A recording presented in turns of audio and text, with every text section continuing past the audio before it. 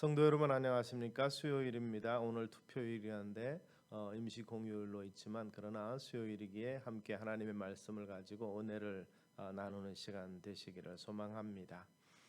다가오는 다음 주일은 성령 강림절로 우리가 지킵니다.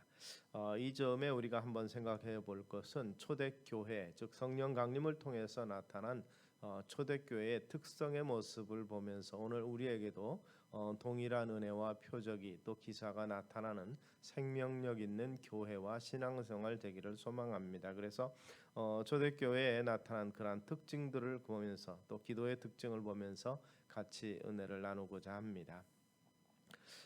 이 표적과 기사 이렇게 표현하면 신비주의를 생각을 할 수가 있습니다. 지나친 신비주의는 위험한 신앙이며 잘못되기 쉽지만 그러나 신비적 신앙을 가진다는 것은 어떤 면에서 보면 이 참된 신앙이며 생명력 있는 신앙 태도라고 볼 수 있습니다. 성경 자체가 신비로운 책이며 수많은 기적과 이사가 기록된 책입니다. 표적과 기사를 믿지 않는다면 그 사람은 하나님의 역사하심을 믿지 않는 불신앙의 사람이라고 의심할 수밖에 없는 것입니다. 기대와 이 믿음은 밀접한 관계가 있습니다. 그러므로 히브리서는 믿음은 바라는 것들의 실상이요 보지 못하는 것들의 증거라고 말씀하고 있습니다. 기대하고 바라고 기도하는 만큼 하나님의 역사가 나타날 줄을 믿으시기 바랍니다.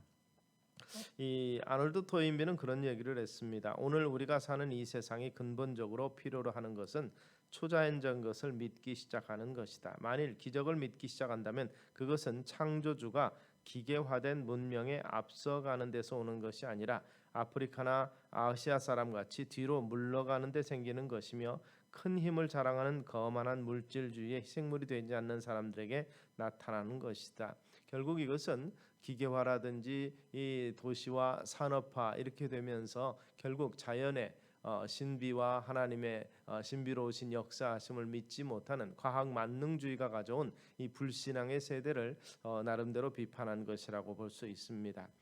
그런 면에서 마틴 루터는 성경으로 돌아가는 것이 필요하다고 이야기를 했습니다.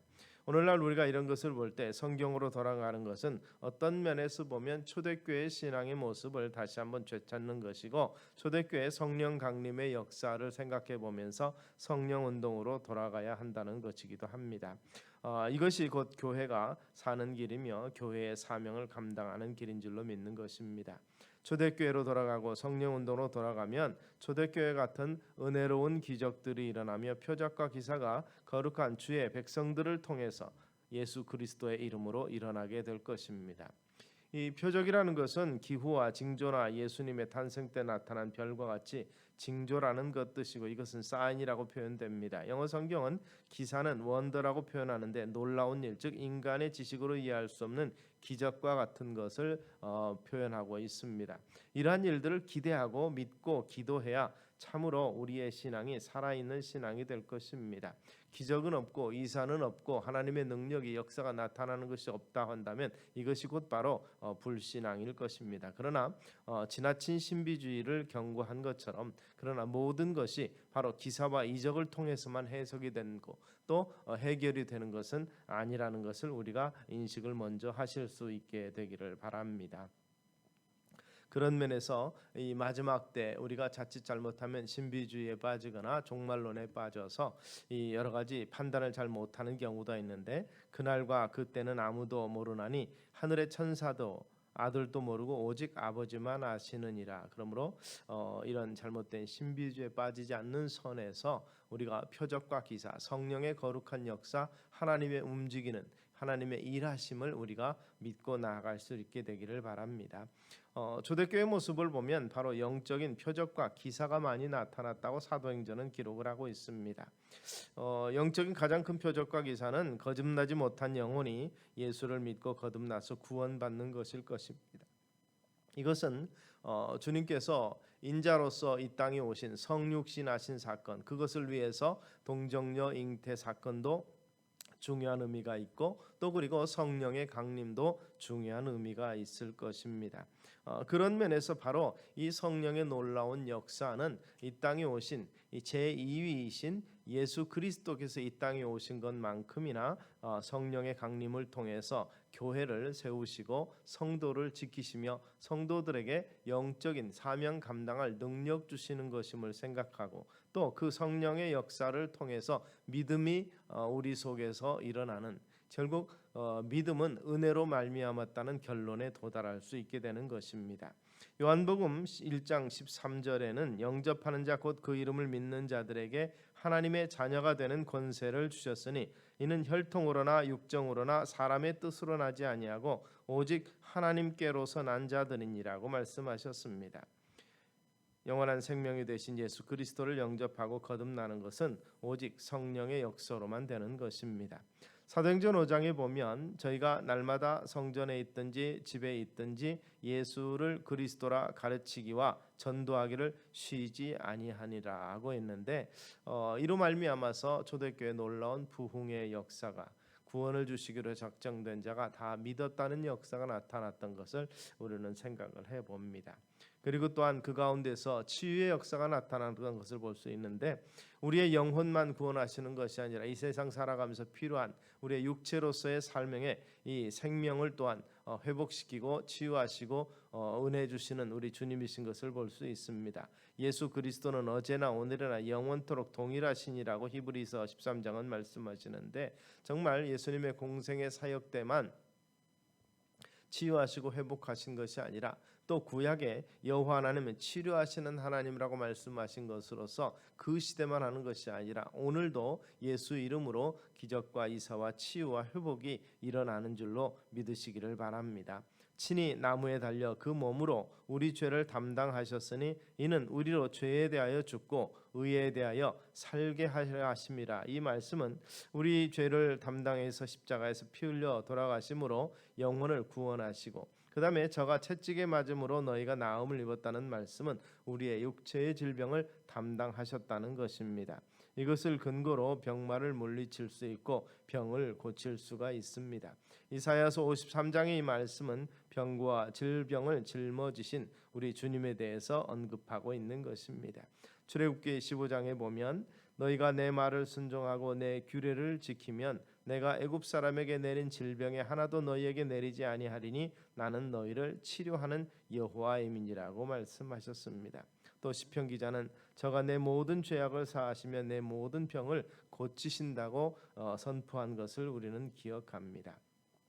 사도행전 10장에도 보면 이 하나님이 나사렛 예수에게 성령과 기름 능력을 기름 붓듯 하셨음에 이렇게 표현합니다. 저가 두루 다니시며 착한 일을 행하시고 마귀에게 눌린 모든 자를 고치셨으니 이는 하나님이 함께 하셨음이로다. 주님께서 공생의 사역에 기사와 이적과 치유 회복을 일으키신 사건을 이 사도행전은 바로 이렇게 기록하고 있는 것입니다. 병을 고치셨고 착한 일을 행하시고 마귀에게 눌린 자를 고치셨다는 것입니다. 그리고 예수님은 또한 친히 귀신 들려 앓으며 꼬부라져 조금도 펴지 못하는 한 여자를 보시고 안수하심으로 병에서 놓였다고 또한 기록한 것을 봅니다. 믿음의 기도는 병든 자를 구원하리니 주께서 저를 일으키시리로다고 말씀하신 것을 기억하면서 이 주님의 이름으로 그 능력을 믿고 기도함으로 치유와 회복이 또한 우리 가운데 있게 되기를 소원합니다.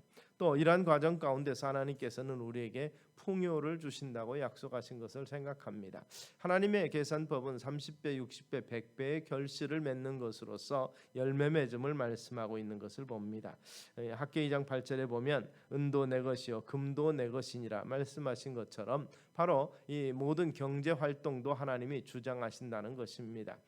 자연만 기사와 이적과 치유만 하나님의 손에 있는 것이 아니라 우리 인간의 모든 삶 가운데서도 특별히 경제 활동도 하나님이 주장하신다는 것이죠. 심고 거두는 것이 자연의 법칙에 있는 것이 아니라 하나님이 허락하셔야 된다는 것입니다.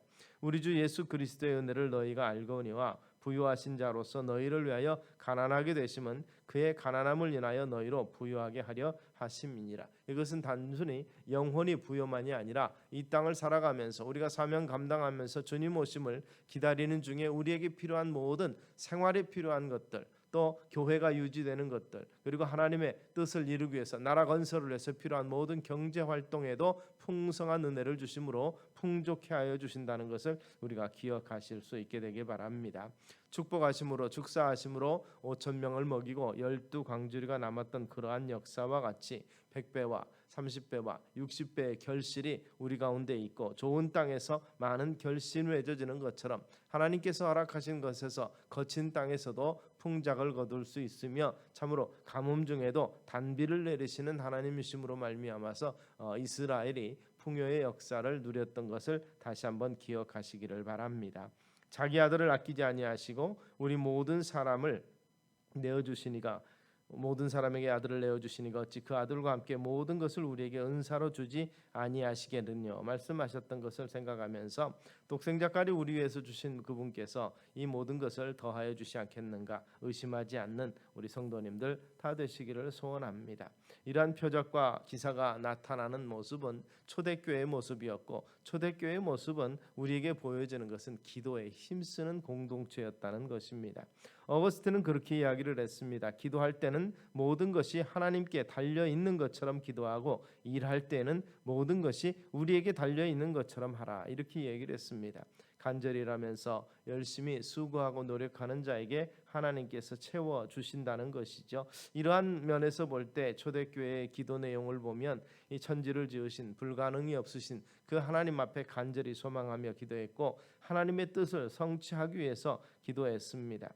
또 환경을 이길 수 있는 능력을 달라고 기도했는데 원수를 진멸해 달라고 기도한 것이 아니라 핍박과 시험을 이길 수 있는 능력, 즉 고난을 회피하는 기도가 아니라 필요한 능력, 고난을 이길 수 있는 능력을 달라고 기도했던 것을 볼 수 있습니다. 그리고 말씀의 지도자들, 사도들을 위해서 기도했고 소리 높여 뜨겁게 합심해서 기도했던 그들의 모습이었고 이 결과로서 모인 곳이 진동하더니 성령의 충만함을 믿고 담대히 하나님의 말씀을 전파할 수 있었다는 것입니다. 또한 표적과 기사가 나타났다고 성경은 기록하고 있습니다. 이 같은 초대교회로 돌아가는 운동이 필요합니다. 이 같은 초대교회 역사도 우리도 기도하면서 기대하는 우리가 되기를 소망합니다. 그래서 성령 강림주일을 맞이하며 준비하면서 성령의 역사가 오늘 우리의 삶과 우리의 가정과 우리의 공동체 속에 나타나므로 하나님의 거룩한 역사가 우리 삶 가운데서 실현이 되고 보여지는 믿음의 삶을 살아가시는